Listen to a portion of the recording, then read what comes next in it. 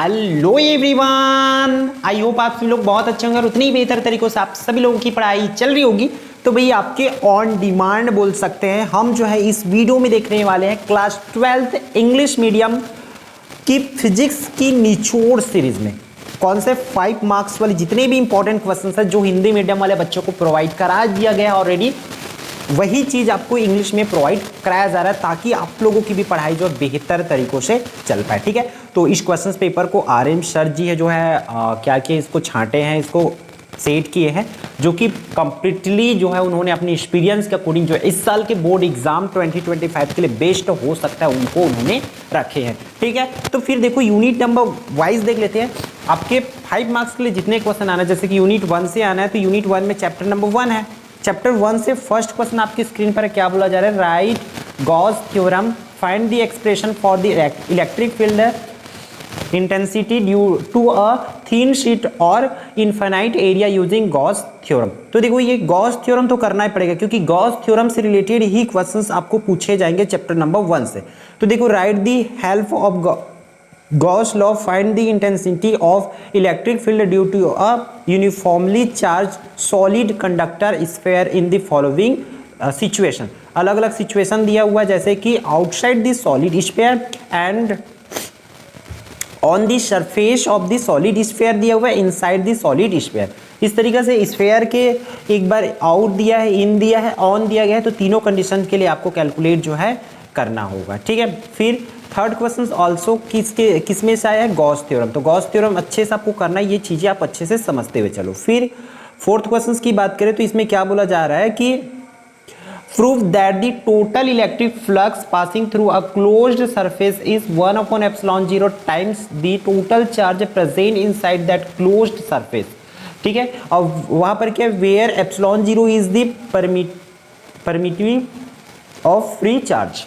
Also write the name of this theorem. If the charge is outside the closed surface, then what will be value of electric flux? एक चीज आपको यहाँ पर notice करना पड़ेगा कि एक ही क्वेश्चंस में 2 से 3 क्वेश्चंस को डाला गया है, कंडीशंस को डाला गया है, इसलिए आप उसके अकॉर्डिंग ही प्रिपेयर करेंगे। ठीक है, फिर derive Coulomb's law with the help of Gauss theorem. Coulomb's law को क्या करना है, डिफाइन करना है या उसका डेरिवेशन जो है लाना है, डिराइव करने बोला गया है, किसके हेल्प से, गॉस थ्योरम से। फिर चैप्टर नंबर 2 चलते हैं। हाँ, चैप्टर नंबर 2 में इलेक्ट्रिक पोटेंशियल एंड कैपेसिटेंस दिया हुआ है। तो right what is a capacitor बताना है आपको। फिर find an expression for the capacitance of a parallel plate capacitor and क्या करना है, right one use of a capacitor. Capacitor की यूजेस आपको जो है लिखना पड़ेगा। उसी तरीके से क्वेश्चन नंबर 2 क्या बोला जा रहा है, find the expression for the capacitance of a parallel.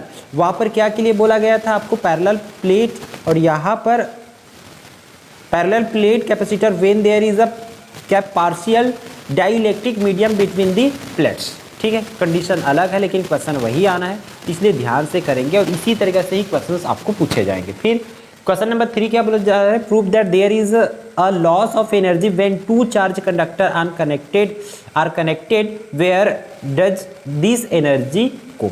तो इस तरीके से इसका और में इस तरीके से इसी क्वेश्चन को ऐसे भी दिया जा सकता है। फिर आगे बढ़ते हैं भाई, इसी चैप्टर से अगला क्वेश्चन है आपके पास, इस तरीके से भी तोड़ के दिया जा सकता है, इसलिए बहुत ध्यान से आपको करना है। फिर ये वहां से एक क्वेश्चन आना है। अब यूनिट नंबर 3 पर चलते हैं, यहाँ से एक क्वेश्चन पूछे जाएगी इस यूनिट से।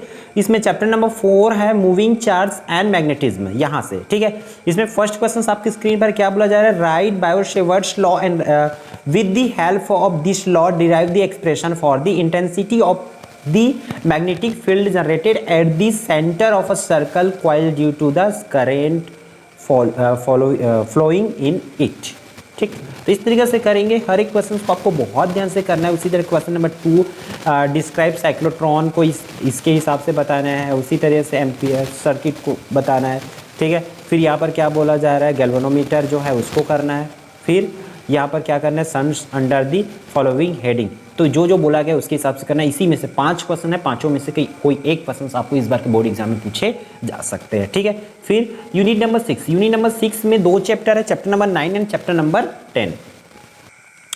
इसमें देखो क्वेश्चन नंबर 1 पे क्या दिया हुआ है, for a thin lens proof that, इसको प्रूफ करना है, ठीक है। 1/f equal to mu minus 1/r1 minus 1/r2 where symbols have their usual meaning, उसका कॉमन मीनिंग है ये आपको बताना है। फिर उसी तरीके से क्वेश्चन नंबर 2 आपकी स्क्रीन पर है, क्या बोला जा रहा है, derive the formula for refraction of light through any spherical surface, ठीक। फिर third, establish a formula for the focal length of a combination of two thin lenses placed in contact with each other, ये करना है आपको। फिर question number 4 के लिए conditions दे रखे, इस कंडीशंस पर आपको करना होगा, ठीक है। क्वेश्चन नंबर 5 क्या बोला जा रहा है, what do you understand by the magnifying power of N astronomical telescope, ठीक है, तो इसको करना है। फिर उसी तरीके से इसको इनके इस पॉइंट से बताना है। फिर इसको ये वाली लास्ट क्वेश्चन है, आपको क्या बोला जा रहा है, what is interference of light, इसको एक्सप्लेन करना है। तो कंप्लीट जो भी इसमें पॉइंट्स दे रखे हैं उसके बेसिस पर आपको क्या करना है, एक्सप्लेन करना होगा। तो देखो ये इंपॉर्टेंट क्वेश्चन है, इसको प्रिपेयर कर लेना। इसके बाद आप जो है और भी एक्स्ट्रा क्वेश्चन अगर आपके क्लास में कराए होंगे तो उसको भी कर सकते हो। मेरे हिसाब से सर ने जो है अपने एक्सपीरियंस के अकॉर्डिंग जो भी इस हिसाब से पूछे जा सकते हैं उन्होंने रखे हैं, ठीक है। तो इस वीडियो में इतना ही, फिर हम मिलते हैं आने वाली इंपॉर्टेंट वीडियो में।